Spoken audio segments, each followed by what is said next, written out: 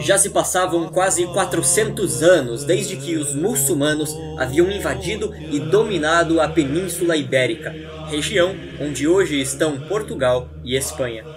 Era o ano de 1139 e por toda a região ocorriam conflitos entre os mouros e os cristãos que queriam reconquistar seus territórios. Na véspera de um desses conflitos, a Batalha de Ourique, o príncipe cristão Dom Afonso Henriques decidiu passar a noite em oração para pedir a vitória de suas tropas no combate. Próximo ao amanhecer, levantando os olhos ao céu, viu um raio de luz resplandecente, no qual lhe apareceu uma cruz de extraordinária grandeza, mais esplendorosa que o sol, e nela Jesus Cristo crucificado, acompanhado de grande multidão de anjos formosíssimos. Ajoelhando-se, o príncipe perguntou ao Redentor o motivo de sua visão.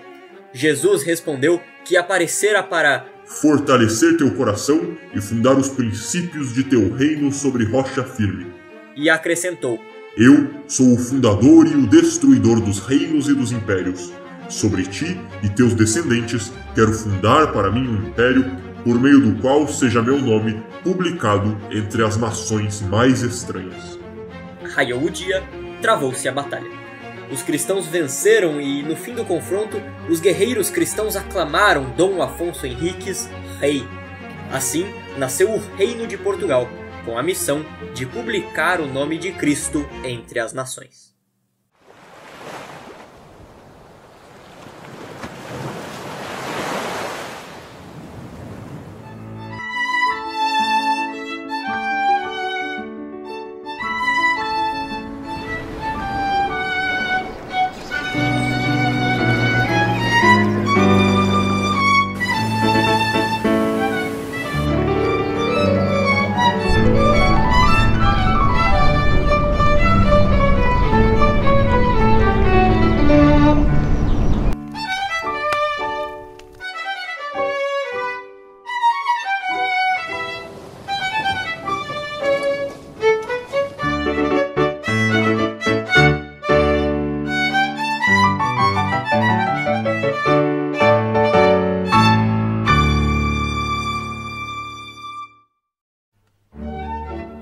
A fé católica era o centro da vida do Reino de Portugal, e foi tal fé que deu forças aos portugueses a se tornarem uma nação missionária, expandindo a fé para muitas regiões do mundo.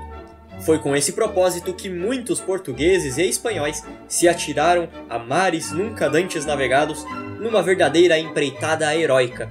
Muitos deles deixavam seu salário de vários meses antecipados para suas famílias, porque sabiam que era grande a possibilidade de não voltarem para casa. É verdade que nem tudo são flores nessa história, nem é nossa intenção idealizar romanticamente tudo o que aconteceu. Sem sombra de dúvidas, havia ambições humanas envolvidas em tudo isso, mas reduzir o que se passou a uma viagem de fins puramente econômicos, como fazem muitos professores de orientação marxista, não passa de patifaria e distorção de fatos históricos. Fato é que um dos grandes homens daquela época foi Cristóvão Colombo, um navegador genovês que desejava descobrir uma nova rota para o Oriente.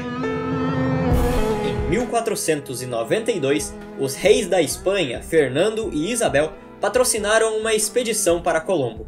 Assim, ele iniciou sua difícil missão de alcançar a Índia navegando pelo Oceano Atlântico.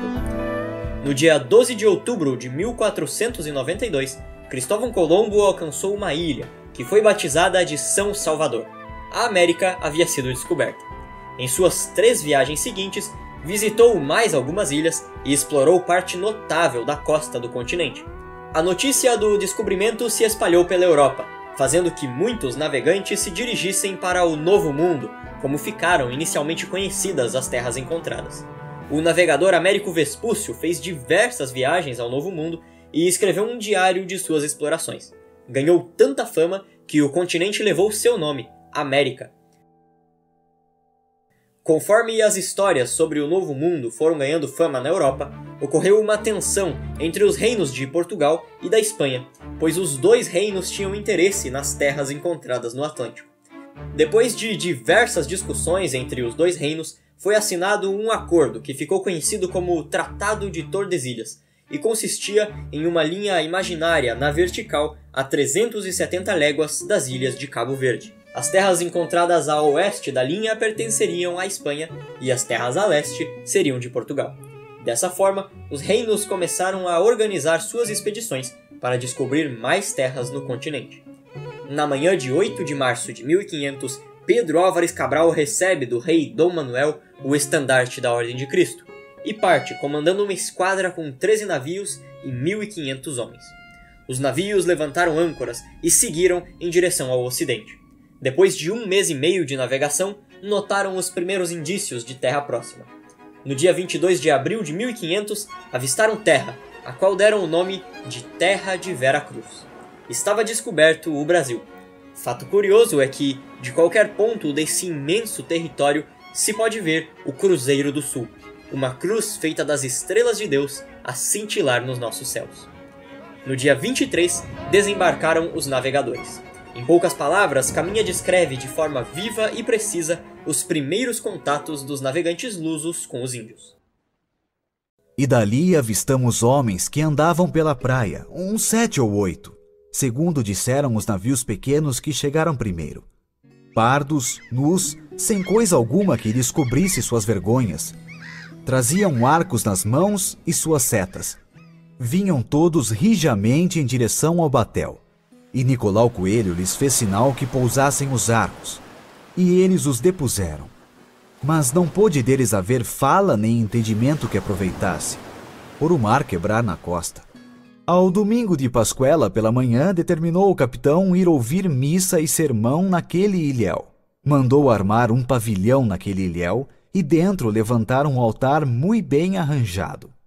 E ali, com todos nós outros, fez dizer missa, a qual disse o padre Frei Henrique, em voz entoada e oficiada com aquela mesma voz pelos outros padres e sacerdotes que todos assistiram. A qual missa, segundo meu parecer, foi ouvida por todos com muito prazer e devoção.